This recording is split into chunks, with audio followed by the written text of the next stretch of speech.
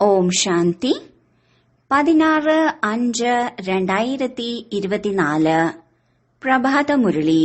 മധുരമായ കുട്ടികളെ, സ്വയത്തെ നന്നാക്കുന്നതിനു വേണ്ടി ശ്രദ്ധ കൊടുക്കൂ. ദൈവീ ഗുണം ധാരണ ചെയ്യൂ. ബാബ ഒരിക്കലും ആരോടും ദേഷ്യപ്പെടുന്നില്ല, ശിക്ഷണം നൽകുന്നു. ഇതിൽ പേടിക്കേണ്ട ആവശ്യമില്ല. ചോദ്യം: കുട്ടികൾക്ക് ഏത് സ്മൃതി ഉണ്ടായിരിക്കുകയാണെങ്കിൽ സമയം പാഴാക്കില്ല? ഉത്തരം: ഇത് സംഗമത്തിന്റെ സമയമാണ്. വളരെ വലിയ ലോട്ടറി ലഭിച്ചിരിക്കുന്നു. ബാബ നമ്മളെ വജ്രസമാനം ദേവത ആക്കിക്കൊണ്ടിരിക്കുകയാണ്. ഈ സ്മൃതി ഉണ്ടായിരിക്കുകയാണെങ്കിൽ ഒരിക്കലും സമയം പാഴാക്കില്ല. ഈ ജ്ഞാനം വരുമാന മാർഗമാണ്. അതുകൊണ്ട് പഠിത്തം ഒരിക്കലും മുടക്കരുത്. മായ ദേഹ അഭിമാനത്തിലേക്ക് കൊണ്ടുവരുന്നതിന് പരിശ്രമിക്കും. എന്നാൽ നിങ്ങൾക്ക് നേരിട്ട് ബാബയോട് യോഗമുണ്ടെങ്കിൽ സമയം സഫലമാകും. ഓം ശാന്തി. കുട്ടികൾക്ക് ഇതറിയാം, ഇത് അച്ഛനാണ്. ഇതിൽ പേടിക്കേണ്ട ഒരു കാര്യവുമില്ല. ശപിക്കാനോ ദേഷ്യപ്പെടാനോ ബാബ ഒരു സന്യാസിയോ മഹാത്മാവോ അല്ല. ആ ഗുരുക്കന്മാർ മുതലായവരിൽ വളരെ ക്രോധമുണ്ട്. അതുകൊണ്ട് ഒരിക്കലും ശപിക്കരുതേ എന്ന് മനുഷ്യർ അവരെ പേടിക്കുന്നു.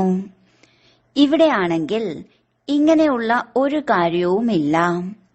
സ്വയം ചഞ്ചലമായിട്ടുള്ളവരാണ് അച്ഛനെ പേടിക്കുന്നത്.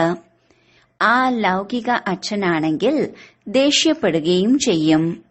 ഇവിടെയാണെങ്കിൽ ബാബ ഒരിക്കലും ദേഷ്യപ്പെടുന്നില്ല, മനസ്സിലാക്കി തരുന്നു. അഥവാ ബാബയെ ഓർമ്മിക്കുന്നില്ലെങ്കിൽ വികർമ്മം നശിക്കില്ല. തന്റെ തന്നെ ജന്മാന്തരത്തേക്കുള്ള നഷ്ടം ഉണ്ടാക്കും. ബാബ അറിവാണ് തരുന്നത്, ഭാവിയിലേക്ക് നന്നാകാൻ. അല്ലാതെ ബാബ ദേഷ്യപ്പെടുന്നില്ല. ബാബ മനസ്സിലാക്കി തന്നുകൊണ്ടിരിക്കുന്നു. കുട്ടികളെ, സ്വയം നന്നാകുന്നതിനു വേണ്ടി ഓർമ്മയുടെ യാത്രയിൽ അറ്റൻഷൻ നൽകൂ. ഒപ്പം ചക്രം ബുദ്ധിയിൽ വയ്ക്കൂ. ദൈവീ ഗുണം ധാരണ ചെയ്യൂ. ഓർമ്മയാണ് മുഖ്യം. ബാക്കി സൃഷ്ടി ചക്രത്തിന്റെ ജ്ഞാനം സഹജമാണ്. അത് വരുമാന മാർഗമാണ്. എന്നാൽ അതിനോടൊപ്പം ദൈവിക ഗുണവും ധാരണ ചെയ്യണം. ഈ സമയം തീർത്തും ആസുരീയ ഗുണമാണ്. ചെറിയ കുട്ടികളിൽ പോലും ആസുരീയ ഗുണമാണ്. എന്നാൽ അവരെ ഒരിക്കലും അടിക്കരുത്. അതിലൂടെ കൂടുതൽ പഠിക്കുന്നു. അവിടെ സത്യയുഗത്തിൽ പഠിക്കുന്നില്ല. ഇവിടെയാണെങ്കിൽ മാതാപിതാവിൽ നിന്ന് കുട്ടികൾ എല്ലാം പഠിക്കുന്നു. ബാബ ദരിദ്രരുടെ കാര്യമാണ് പറയുന്നത്. ധനവാന്മാർക്കാണെങ്കിൽ ഇവിടെ സ്വർഗം പോലെയാണ്. അവർക്ക് ജ്ഞാനത്തിന്റെ ആവശ്യമില്ല. ഇതാണെങ്കിൽ പഠിത്തമാണ്. ടീച്ചർ വേണം, പഠിപ്പിക്കാനും നന്നാക്കാനും. അതിനാൽ ബാബ ദരിദ്രരുടെ കാര്യമാണ് പറയുന്നത്. എങ്ങനെയുള്ള അവസ്ഥയാണ്? എങ്ങനെയൊക്കെയാണ് കുട്ടികൾ മോശമാകുന്നത്? മാതാപിതാക്കളെയാണ് എല്ലാവരും കണ്ടുപഠിക്കുന്നത്. പിന്നീട് ചെറുപ്രായത്തിൽ തന്നെ എല്ലാവരും മോശമാകുന്നു. ഈ ആത്മീയ അച്ഛൻ പറയുന്നു, ഞാനും ദരിദ്രനിൽ വസിക്കുന്നവനാണ്. മനസ്സിലാക്കി തരുന്നു. നോക്കൂ, ഈ ലോകത്തിൽ മനുഷ്യരുടെ അവസ്ഥ എന്താണ്? തമോ പ്രധാന ലോകമാണ്. തമോ പ്രധാനതയ്ക്കും ഒരു പരിധി ഉണ്ടായിരിക്കില്ലേ? കലിയുഗത്തിനായി 1250 വർഷം.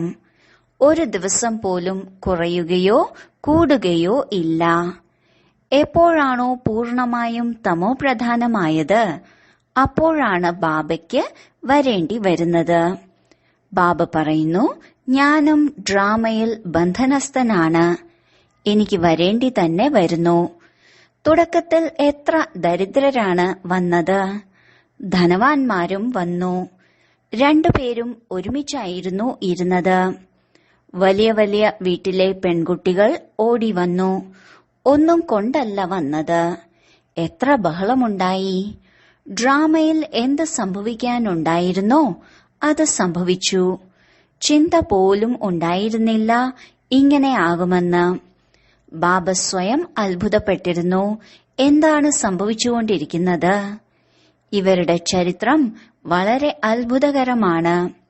ഇതും ഡ്രാമയിൽ അടങ്ങിയിട്ടുണ്ട്. ബാബ എല്ലാവരോടും പറഞ്ഞു, കത്തെഴുതിച്ചു കൊണ്ടുവരൂ, ഞങ്ങൾ ജ്ഞാനാമൃതം കുടിക്കാൻ പോകുന്നു. പിന്നീട് അവരുടെ ഭർത്താക്കന്മാർ വിദേശത്ത് നിന്ന് വന്നു. അവർ പറഞ്ഞു, വിഷം തരൂ. ഇവർ പറഞ്ഞു, ഞങ്ങൾ ജ്ഞാനാമൃതം കുടിച്ചിരിക്കുന്നു, എങ്ങനെ വിഷം നൽകാൻ സാധിക്കും? ഇതിൽ ഇവരുടെ ഒരു ഗീതവുമുണ്ട്. ഇതിനെയാണ് പറയുന്നത് ചരിത്രം. ശാസ്ത്രത്തിൽ പിന്നീട് കൃഷ്ണന്റെ ചരിത്രമായി എഴുതി വച്ചിരിക്കുന്നു. കൃഷ്ണന്റെ കാര്യമല്ല, എന്നാൽ ഇതെല്ലാം ഡ്രാമയിൽ അടങ്ങിയിട്ടുള്ളതാണ്. നാടകത്തിൽ ഇതെല്ലാം ഉണ്ടാകുന്നു, കളി തമാശ തുടങ്ങിയവ. ഈ കാര്യം രണ്ടച്ഛന്മാരും പറയുന്നു, ഞങ്ങൾ ഒന്നും തന്നെ ചെയ്തിട്ടില്ല. ഇത് ഡ്രാമയുടെ കളി നടന്നുകൊണ്ടിരിക്കുന്നതാണ്. ചെറിയ ചെറിയ കുട്ടികൾ വന്നു. ഇപ്പോൾ അവർ എത്ര വലുതായിരിക്കുന്നു! കുട്ടികൾക്ക് എത്ര അത്ഭുതകരമായ പേരുകളാണ് സന്ദേശി പുത്രികൾ കൊണ്ടുവന്നത്. പിന്നീട് അവരിൽ നിന്ന് ആരാണോ ഓടിപ്പോയത് അവർക്ക് ആ പേരേയില്ല. വീണ്ടും പഴയ പേര് വിളിക്കാൻ തുടങ്ങി. അതിനാലാണ് ബ്രാഹ്മണരുടെ മാല ഇല്ലാത്തത്. നിങ്ങളുടെ കയ്യിൽ ഒന്നും തന്നെ ഇല്ല. ആദ്യം മാല കറക്കിയിരുന്നു, ഇപ്പോൾ നിങ്ങൾ മാലയുടെ മുത്താകുന്നു. അവിടെ ഭക്തി ഉണ്ടാകില്ല. ഇത് മനസ്സിലാക്കാനുള്ള ജ്ഞാനമാണ്. അതും സെക്കൻഡിന്റെ ജ്ഞാനമാണ്. പിന്നീട് ബാബയെ പറയുന്നു, ജ്ഞാന സാഗരൻ. മുഴുവൻ സാഗരവും മഷിയാക്കിയാലും മുഴുവൻ വൃക്ഷങ്ങളും പേനയാക്കിയാലും പൂർത്തിയാകില്ല. എന്നാലോ സെക്കൻഡിന്റെ കാര്യമാണ്. ഈശ്വരനെ അറിഞ്ഞാൽ തീർച്ചയായും ചക്രവർത്തി പദവി ലഭിക്കണം. എന്നാൽ ആ അവസ്ഥ നേടുന്നതിൽ, അതായത് പതീതത്തിൽ നിന്ന് പാവനമാകുന്നതിൽ പരിശ്രമമുണ്ട്. ബാബ പറയുന്നു, സ്വയത്തെ ആത്മാവാണെന്ന് മനസ്സിലാക്കി പരിധിയില്ലാത്ത അച്ഛനെ ഓർമ്മിക്കൂ.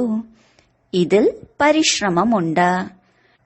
പരിശ്രമിപ്പിക്കുന്നത് ടീച്ചറാണെങ്കിലും അവരുടെ ഭാഗ്യത്തിലില്ലെങ്കിൽ ടീച്ചറും എന്തു ചെയ്യും? ടീച്ചർ പഠിപ്പിക്കും, കൈക്കൂലി വാങ്ങി ജയിപ്പിക്കില്ല. ഇത് കുട്ടികൾക്കറിയാം. ഈ ബാബയും ദാദയും രണ്ടുപേരും ഒരുമിച്ചാണ്. ബാബ് ദാദയുടെ പേരിൽ അനേകം പെൺകുട്ടികളുടെ കത്ത് വരുന്നുണ്ട്. ശിവബാബ കെയർ ഓഫ് പ്രജാപിത ബ്രഹ്മ.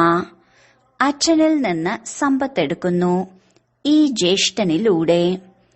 ത്രിമൂർത്തിയിലുണ്ട്, ബ്രഹ്മാവിലൂടെ സ്ഥാപന ചെയ്യിക്കുന്നു. ബ്രഹ്മാവിനെ രചയിതാവെന്ന് പറയില്ല. പരിധിയില്ലാത്ത രചയിതാവ് അത് ആ അച്ഛൻ തന്നെയാണ്. പ്രജാപിത ബ്രഹ്മാവും പരിധിയില്ലാത്തതായി. പ്രജാപിത ബ്രഹ്മാവെങ്കിൽ വളരെ പ്രജകളുണ്ടാകും. എല്ലാവരും പറയുന്നു ഗ്രേറ്റ് ഗ്രേറ്റ് ഗ്രാൻഡ് ഫാദർ. ശിവബാബയെ മുതുമുത്തച്ഛനെന്ന് പറയില്ല. ബാബ സർവാത്മാക്കളുടെയും പിതാവാണ്. ആത്മാക്കളെല്ലാവരും സഹോദരങ്ങളാണ്. പിന്നീട് സഹോദരീ സഹോദരനാകുന്നു. പരിധിയില്ലാത്ത വൃക്ഷത്തിന്റെ തലവൻ ബ്രഹ്മാവാണ്. കുടുംബവൃക്ഷം ഉണ്ടാക്കാറില്ലേ? ഇതാണ് പരിധിയില്ലാത്ത വൃക്ഷം. ആദാമെന്നും ബീബിയെന്നും ആദാം ഹവ എന്നും ആരെയാണ് പറയുന്നത്? ബ്രഹ്മ സരസ്വതിയെയാണ് പറയുന്നത്. ഇപ്പോൾ വൃക്ഷം വളരെ വലുതായിരിക്കുന്നു. മുഴുവൻ വൃക്ഷവും ജീർണിച്ചിരിക്കുന്നു. വീണ്ടും പുതിയത് വേണം. ഇതിനെയാണ് പറയുന്നത് വൈവിധ്യമാർന്ന ധർമ്മങ്ങളുടെ വൃക്ഷം. വൈവിധ്യമാർന്ന സവിശേഷതകളാണ് പരസ്പരം വ്യത്യസ്തങ്ങളാണ്. ഒന്ന് മറ്റൊന്നിനെ പോലെ ആയിരിക്കില്ല. ഓരോരുത്തരുടെയും കർത്തവ്യത്തിന്റെ പാർട്ട് വേറെ വേറെയാണ്. ഇത് വളരെ ഗുപ്തമായ കാര്യങ്ങളാണ്. അല്പബുദ്ധിയുള്ളവർക്ക് മനസ്സിലാക്കാൻ സാധിക്കില്ല. വളരെ പ്രയാസമാണ്. നമ്മൾ ആത്മാവ് ചെറിയ ബിന്ദുവാണ്. പരമപിത പരമാത്മാവും ചെറിയ ബിന്ദുവാണ്. ഇവിടെ അരികത്ത് വന്ന് ഇരിക്കുന്നു. ആത്മാവ് ചെറുതും വലുതും ഉണ്ടായിരിക്കില്ല. അച്ഛന്റെയും ജ്യേഷ്ഠന്റെയും ഒരുമിച്ചുള്ള പാർട്ട് വളരെ അത്ഭുതകരമാണ്. ബാബ വളരെ അനുഭവിയായ ഈ രഥം എടുത്തിരിക്കുന്നു. ബാബ സ്വയം മനസ്സിലാക്കി തരുന്നു, ഇത് ഭാഗ്യശാലി രഥമാണ്. ഈ കെട്ടിടം അല്ലെങ്കിൽ രഥത്തിൽ ആത്മാവ് ഇരിക്കുന്നു. നമ്മൾ ഇങ്ങനെയുള്ള ബാബയ്ക്ക് വാടകയ്ക്ക് നമ്മുടെ കെട്ടിടം അല്ലെങ്കിൽ രഥം കൊടുക്കുകയാണെങ്കിൽ എന്തു മനസ്സിലാക്കും? അതുകൊണ്ടാണ് ഇദ്ദേഹത്തെ ഭാഗ്യശാലി രഥമെന്ന് പറയുന്നത്. അതിനാലാണ് ബാബ ഇരുന്ന് നിങ്ങൾ കുട്ടികളെ വജ്രം പോലുള്ള ദേവത ആക്കുന്നത്. മുൻപ് അറിഞ്ഞിരുന്നില്ല, തീർത്തും തുച്ഛബുദ്ധി ആയിരുന്നു. ഇപ്പോൾ നിങ്ങൾ കുട്ടികൾ മനസ്സിലാക്കുന്നുണ്ടെങ്കിൽ പിന്നെ നല്ല രീതിയിൽ പുരുഷാർത്ഥവും ചെയ്യണം. സമയം പാഴാക്കരുത്. സ്കൂളിൽ സമയം പാഴാക്കുന്നതിലൂടെ തോറ്റുപോകും. ബാബ നിങ്ങൾക്ക് വളരെ വലിയ ലോട്ടറി നൽകുന്നു. ആരെങ്കിലും രാജാവിന്റെ വീട്ടിൽ ജന്മമെടുക്കുകയാണെങ്കിൽ ലോട്ടറി അടിച്ചതുപോലെയല്ലേ? ദരിദ്രനാണെങ്കിൽ ലോട്ടറി എന്ന് പറയില്ല. ഇതാണ് ഏറ്റവും ഉയർന്ന ലോട്ടറി. ഇവിടെ സമയം പാഴാക്കരുത്. ബാബയ്ക്കറിയാം മായയുടെ ബോക്സിംഗ് ഉണ്ട്. അടിക്കടി മായ ദേഹാഭിമാനത്തിലേക്ക് കൊണ്ടുവരുന്നു. നിങ്ങളുടേത് ബാബയോടൊപ്പമുള്ള നേരിട്ടുള്ള യോഗമാണ്. സന്മുഖത്തിരിക്കുകയല്ലേ? അതുകൊണ്ട് ഇവിടെ റിഫ്രഷ് ആകാനാണ് വരുന്നത്, ഡ്രാമ അനുസരിച്ച്. ബാബ പറയുന്നു, ഞാൻ നിങ്ങൾക്ക് എന്താണോ മനസ്സിലാക്കി തരുന്നത് അത് ധാരണ ചെയ്യണം. ഈ ജ്ഞാനവും നിങ്ങൾക്ക് ഇപ്പോഴാണ് ലഭിക്കുന്നത്, പിന്നീട് നഷ്ടപ്പെട്ടു പോകുന്നു. അനവധി ആത്മാക്കൾ ശാന്തിധാമത്തിലേക്ക് പോകും. പിന്നീട് പകുതി കൽപ്പത്തിനു ശേഷം ഭക്തിമാർഗം ആരംഭിക്കുന്നു. പകുതി കൽപ്പമായി നിങ്ങൾ വേദശാസ്ത്രം പഠിച്ചു വരുന്നു, ഭക്തി ചെയ്തു വരുന്നു. ഇപ്പോൾ അടിസ്ഥാന കാര്യം മനസ്സിലാക്കി തരുന്നു. അതായത് നിങ്ങൾ അച്ഛനെ ഓർമ്മിക്കുകയാണെങ്കിൽ ജന്മജന്മാന്തരത്തെ വികർമ്മം നശിക്കും. ഈ ജ്ഞാനമാണ് വരുമാനത്തിന്റെ ഉറവിടം.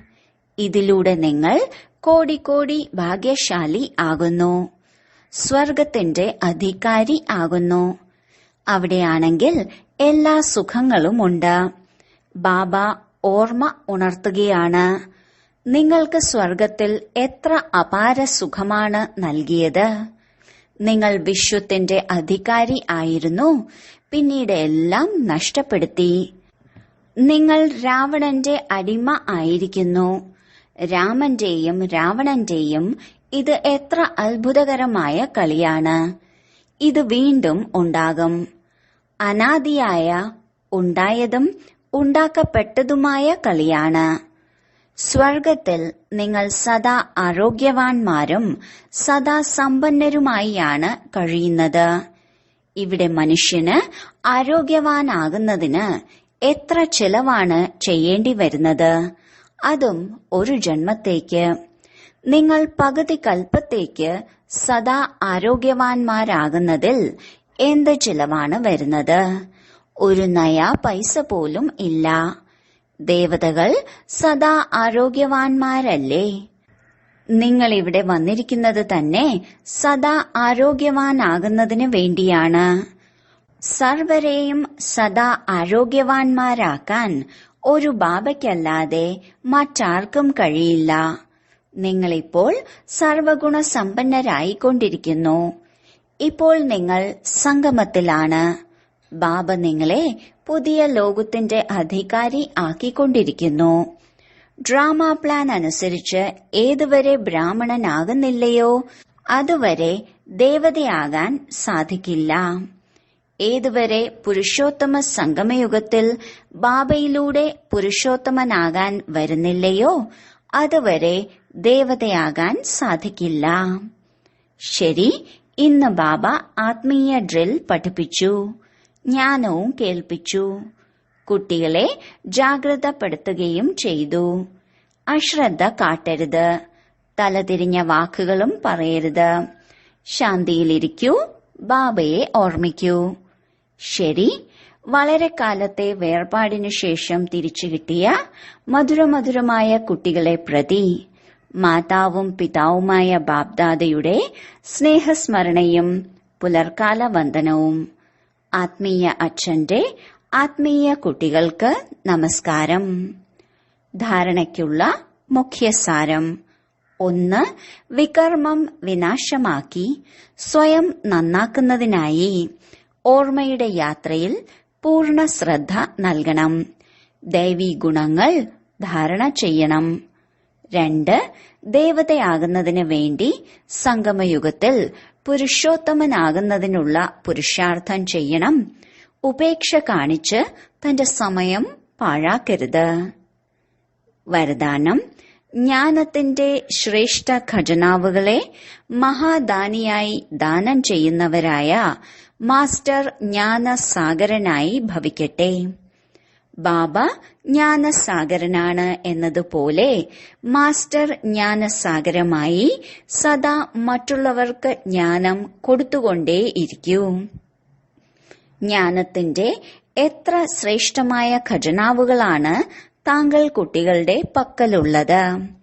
ആ ഖജനാവുകളാൽ നിറവുള്ളവരായി ഓർമ്മയുടെ അനുഭവങ്ങളിലൂടെ മറ്റുള്ളവരുടെ സേവനം ചെയ്യൂ. എന്ത് തന്നെ ഖജനാവ് ലഭിച്ചുവോ മഹാദാനിയായി അവയെ ദാനം ചെയ്തുകൊണ്ടേയിരിക്കൂ. എന്തുകൊണ്ടെന്നാൽ ഈ ഖജനാവുകൾ എത്രയും ദാനം ചെയ്തുകൊണ്ടിരിക്കുന്നുവോ അത്രയും വീണ്ടും വർദ്ധിച്ചുകൊണ്ടിരിക്കും. മഹാദാനിയാകുക എന്നാൽ കൊടുക്കുകയല്ല, മറിച്ച് വീണ്ടും നിറയ്ക്കുകയാണ്. സ്ലോഗൻ: ജീവൻ മുക്തിയോടൊപ്പം ദേഹത്തിൽ നിന്ന് വേറിട്ട് വിദേഹിയാകുക. ഇതാണ് പുരുഷാർത്ഥത്തിന്റെ ലാസ്റ്റ് സ്റ്റേജ്. മാതേശ്വരിജിയുടെ മധുര മഹാവാക്യങ്ങൾ. ടൈറ്റിലാണ്: ഗുപ്തവേഷധാരിയായ പരമാത്മാവിന്റെ മുന്നിൽ കന്യകമാരുടെയും അമ്മമാരുടെയും സന്യാസം. ഇപ്പോൾ ലോകത്തിലെ മനുഷ്യർക്ക് ഈ ചിന്ത വരണം, അതായത് ഈ കന്യകമാരും മാതാക്കളും എന്തുകൊണ്ടാണ് സന്യാസം സ്വീകരിച്ചത്? ഇതൊരു ഹഠയോഗമോ കർമ്മസന്യാസമോ അല്ല, എന്നാൽ തീർച്ചയായും സഹജയോഗം, രാജയോഗം, കർമ്മയോഗ സന്യാസമാണ്. പരമാത്മാവ് സ്വയം വന്ന് ജീവിച്ചിരിക്കെ ദേഹസഹിതം ദേഹത്തിന്റെ എല്ലാ കർമ്മേന്ദ്രിയങ്ങളെയും മനസ്സുകൊണ്ട് സന്യാസം ചെയ്യിക്കുന്നു. അർത്ഥം 5 വികാരങ്ങളുടെയും സമ്പൂർണ്ണ സന്യാസം ചെയ്യേണ്ടത് തീർച്ചയാണ്. പരമാത്മാവ് വന്ന് പറയുന്നു, ദാനം നൽകുകയാണെങ്കിൽ ഗ്രഹണം ഒഴിയും. ഇപ്പോൾ മായയുടെ ഏത് ഗ്രഹണമാണോ പകുതി കൽപ്പമായി ബാധിച്ചിരിക്കുന്നത്, ഇതിലൂടെ ആത്മാവ് കറുത്തുപോയിരിക്കുന്നു, അതായത് പതീതമായിരിക്കുന്നു. അതിനെ വീണ്ടും പവിത്രമാക്കണം. നോക്കൂ, ദേവതാ ആത്മാക്കൾ എത്ര പവിത്രവും തിളക്കമുള്ളതുമാണ്. എപ്പോഴാണോ ആത്മാവ് പവിത്രമായിട്ടുള്ളത്, അപ്പോൾ ശരീരവും നിരോഗി പവിത്രമായത് ലഭിക്കുന്നു. ആദ്യം എന്തെങ്കിലും പ്രാപ്തി ഉണ്ടാകുമ്പോഴേ ഈ സന്യാസവും സാധ്യമാകൂ. ദരിദ്രന്റെ കുട്ടി ധനവാന്റെ ദത്ത് സ്വീകരിക്കുകയാണെങ്കിൽ തീർച്ചയായും എന്തെങ്കിലും കണ്ടിട്ടാണ് പോകുന്നത്. എന്നാൽ ധനവാന്റെ കുട്ടി ഒരിക്കലും ദരിദ്രന്റെ ദത്ത് സ്വീകരിക്കില്ല. അതുകൊണ്ട് ഇതൊരു അനാഥ ആശ്രമമല്ല. ഇവിടെ വലിയ വലിയ ധനവാന്മാരും ഉന്നത കുലജാതരുമായ മാതാക്കളും കന്യകമാരുമാണ് ഉള്ളത്. ലൗകിക സംബന്ധികൾ അവരെ പ്രതി ഇപ്പോഴും ആഗ്രഹിക്കുന്നു അവർ വീട്ടിലേക്ക് തിരിച്ചു വരണം എന്ന്. എന്നാൽ ആ മായാവി ധനവും വസ്തുക്കളും, അതായത് സർവവും സന്യസിക്കാൻ ഇവർ എന്താണ് പ്രാപ്തമാക്കിയിരിക്കുന്നത്? അപ്പോൾ തീർച്ചയായും അതിലൂടെ അവർക്ക് കൂടുതൽ സുഖം, ശാന്തിയുടെ പ്രാപ്തി ഉണ്ടായിട്ടുണ്ട്. അതുകൊണ്ടാണ് ആ ധന വസ്തുക്കളെ തട്ടിക്കളഞ്ഞത്. രാജാ ഗോപീചന്ദ് അല്ലെങ്കിൽ മീര റാണി പദവി, രാജാ പദവി സന്യാസം ചെയ്തതുപോലെ. ഇതാണ് ഈശ്വരീയ അതീന്ദ്രിയ അലൗകിക സുഖം. അതിനു മുന്നിൽ ആ ലൗകിക വസ്തുക്കൾ തുച്ഛമാണ്. അവർക്കിതറിയാം. അതായത് ഈ മർജീവ ആകുന്നതിലൂടെ നമ്മൾ ജന്മജന്മാന്തരത്തേക്ക് അമരപുരിയുടെ ചക്രവർത്തി പദവി പ്രാപ്തമാക്കിക്കൊണ്ടിരിക്കുകയാണ്. അതുകൊണ്ട് തന്നെയാണ് ഭാവി ഉണ്ടാക്കുന്നതിന്റെ പുരുഷാർത്ഥം ചെയ്തുകൊണ്ടിരിക്കുന്നത്. പരമാത്മാവിന്റേതാകുക എന്നാൽ പരമാത്മാവിന്റേതായി തീരുക, സർവ്വതും അവർക്ക് സമർപ്പിക്കുക. പിന്നെ റിട്ടേണായി അവർ അവിനാശി പദവി നൽകുന്നു. അതുകൊണ്ട് ഈ മനോകാമന പരമാത്മാവ് തന്നെയാണ് വന്ന് ഈ സംഗമ സമയത്തിൽ പൂർത്തിയാക്കുന്നത്. എന്തുകൊണ്ടെന്നാൽ നമ്മൾക്കറിയാം, വിനാശജ്വാലയിൽ ശരീരം, മനസ്സ്, ധനം സഹിതം എല്ലാം ഭസ്മീഭൂതമാകുക തന്നെ ചെയ്യും. അങ്ങനെയെങ്കിൽ എന്തുകൊണ്ട് പരമാത്മാർത്ഥം സഫലമാക്കിക്കൂടാ? ഇപ്പോൾ ഈ രഹസ്യവും മനസ്സിലാക്കണം. അതായത് എല്ലാം തന്നെ വിനാശമാകുന്നതാണെങ്കിൽ നമ്മളിതെടുത്ത് എന്ത് ചെയ്യും? നമുക്ക് ഏതെങ്കിലും സന്യാസിമാരെ പോലെയോ മണ്ഡലേശ്വരന്മാരെ പോലെയോ ഇവിടെ കൊട്ടാരമുണ്ടാക്കി ഇരിക്കേണ്ടതില്ല. മറിച്ച് ഈശ്വരാർത്ഥം വിത്ത് വിതയ്ക്കുന്നതിലൂടെ അവിടെ ഭാവിയിൽ ജന്മജന്മാന്തരം ഈശ്വരന്റേതായി തീരുന്നു. ഇതാണ് ഗുപ്തരഹസ്യം. പ്രഭു ദാതാവാണ്. 1 നൽകി 100 നേടുന്നു. എന്നാൽ ഈ ജ്ഞാനത്തിൽ ആദ്യം സഹിക്കേണ്ടതായുണ്ട്. എത്രത്തോളം സഹിക്കുന്നോ അത്രത്തോളം അന്തിമത്തിൽ പ്രഭാവം വരും. അതുകൊണ്ട് ഇപ്പോൾ മുതലേ പുരുഷാർത്ഥം ചെയ്യൂ. ശരി. ഓം ശാന്തി.